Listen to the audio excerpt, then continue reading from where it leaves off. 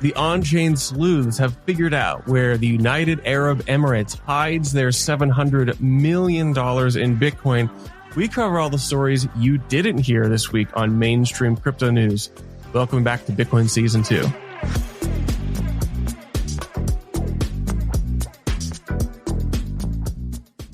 Welcome back. This is Colin Charlie with the Bitcoin Season 2 Writers Room. We are basically documenting what's happened in Bitcoin and the broader extended Bitcoin universe.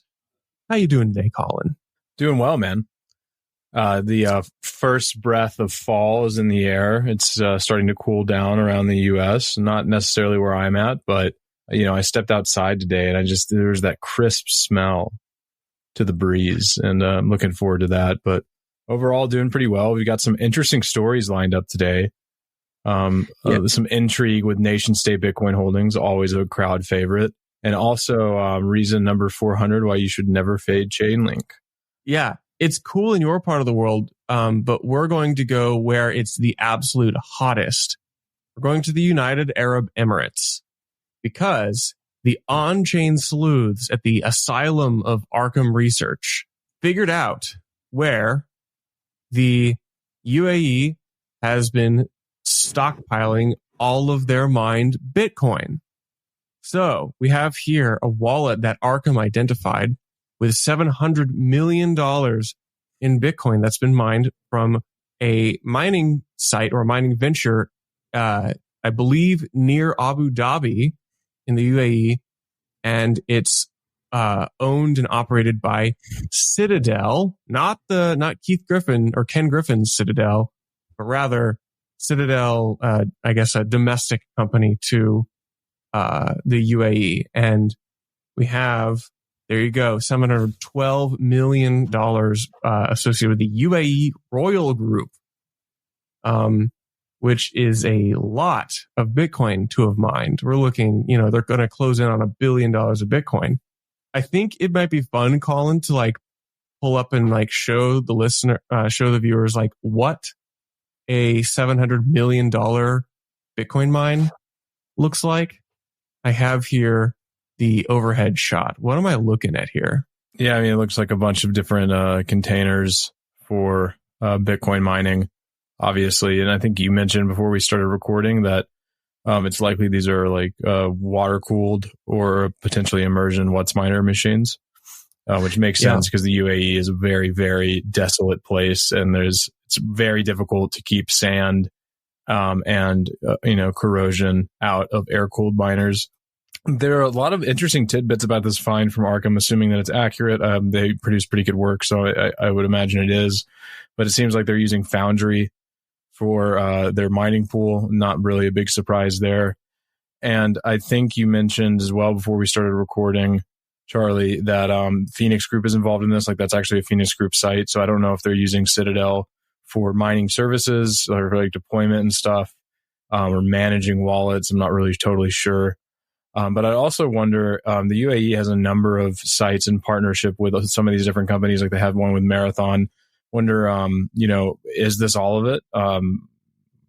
Does this include stuff from their JV with Marathon? Not totally sure, but it just an interesting addition to the nation states that are quietly stacking huge troves of Bitcoin with their mining operations. Bhutan, as of June 2025, 12,000 Bitcoin, and at the time in June, worth approximately 1.3 billion.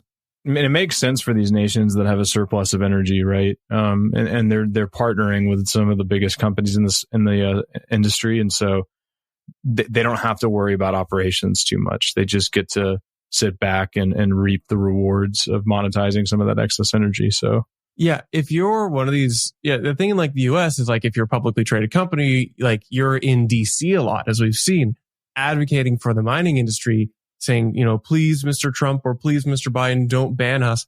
But in the UAE's case, when the sovereign wealth fund also owns the mining itself, then you have true, it may not be the nation state itself, but it's, an extended financial arm of the nation state.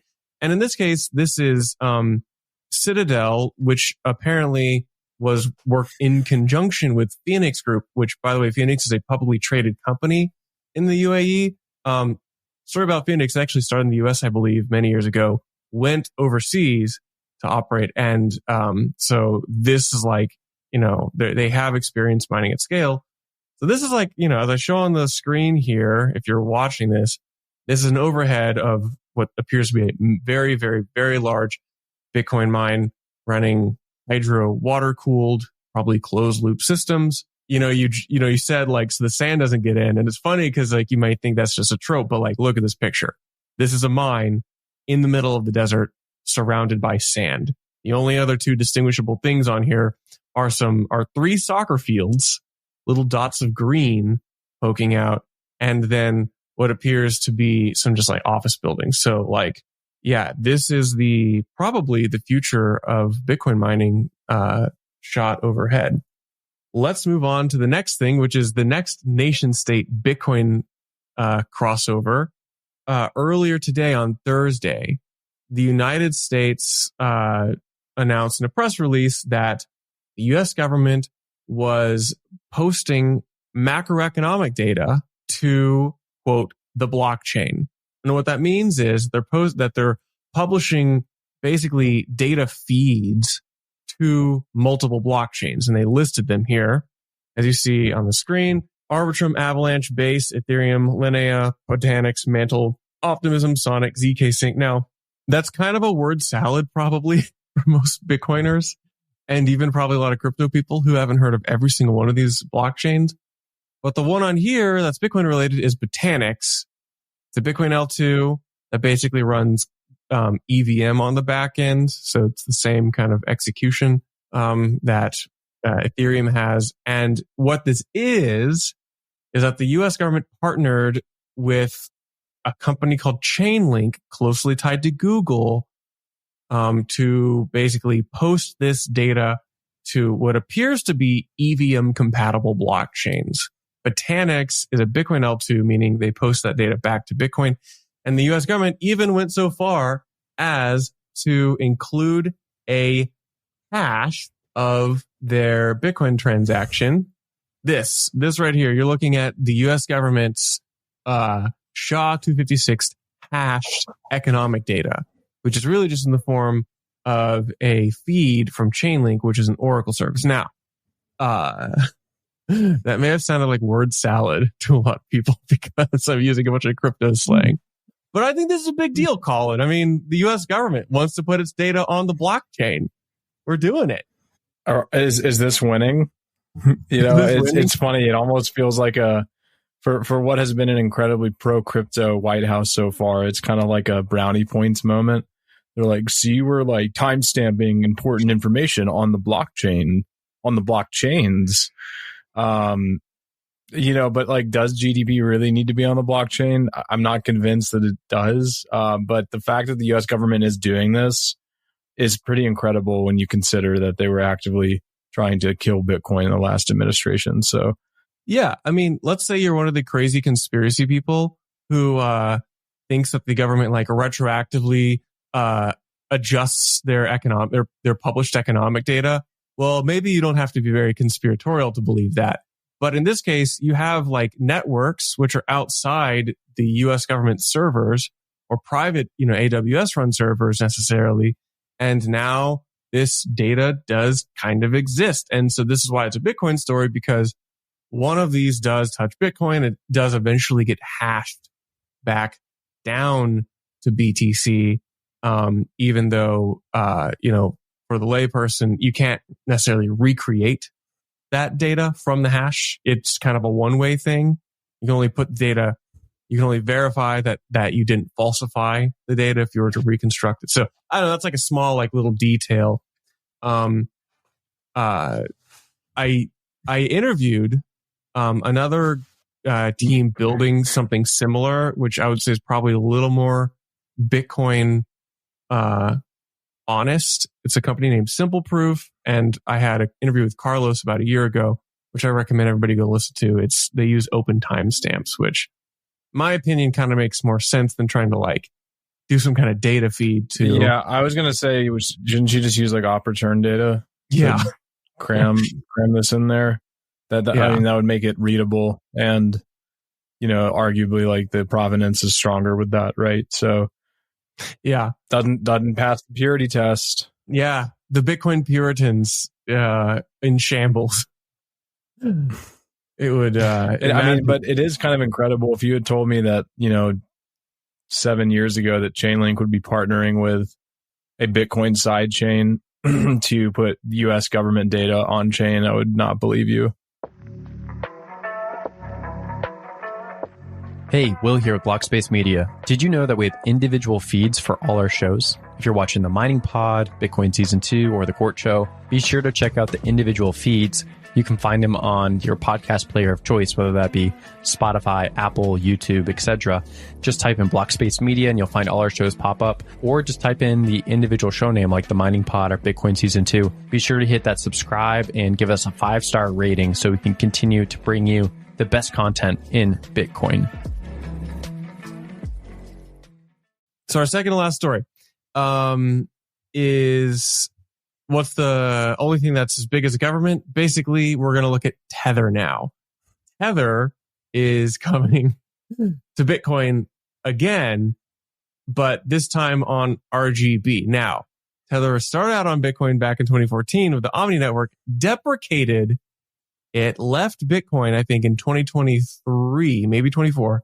And actually said in the blog post when they were like, we're leaving Bitcoin, they actually specifically mentioned a technology called RGB, which stands for really good Bitcoin. We'll get into that in a second.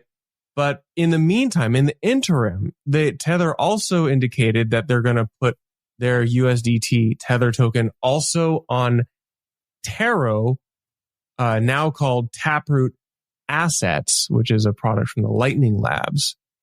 So that has not yet happened yet. That's not live. Tether's not live on Taproot Assets. But just today, they announced that they're going to launch USDT on RGB. Here is the tweet. Paolo himself said, we're excited to do this. Here's the press release. It's your standard press release. There's no real specifics about what RGB is. Tether very much wants to be on Bitcoin. It just has to figure out which of the hot layer twos it's going to go to first. So, Colin, you kind of followed the Tether story. What are your thoughts about this news? Yeah, was an interesting one because RGB has been, in production for 7 years. Yeah, it's been a long time. I wrote about it back in the day at Bitcoin Magazine and CoinDesk. Maybe it's not quite 7, but it's at least 5. And, Tether, I believe, has invested in it and helped with some of the development. So this isn't super shocking. I would just wonder about the network effects of this. I don't know how many people are using RGB. Like, is this something that people are really going to adopt? If the transaction fees are low enough and they could actually get RGB wallets in the hands of users, then I think that, obviously you could see some pretty significant adoption, but a lot of Tether's volumes are on things like Tron and these really cheap L1s that are favored and some of the global south where a lot of these stable coins are used. So the interesting thing is that, yeah, Tether has put some resources toward RGB, maybe not directly, but rather by way of Bitfinex, the exchange, which is closely associated.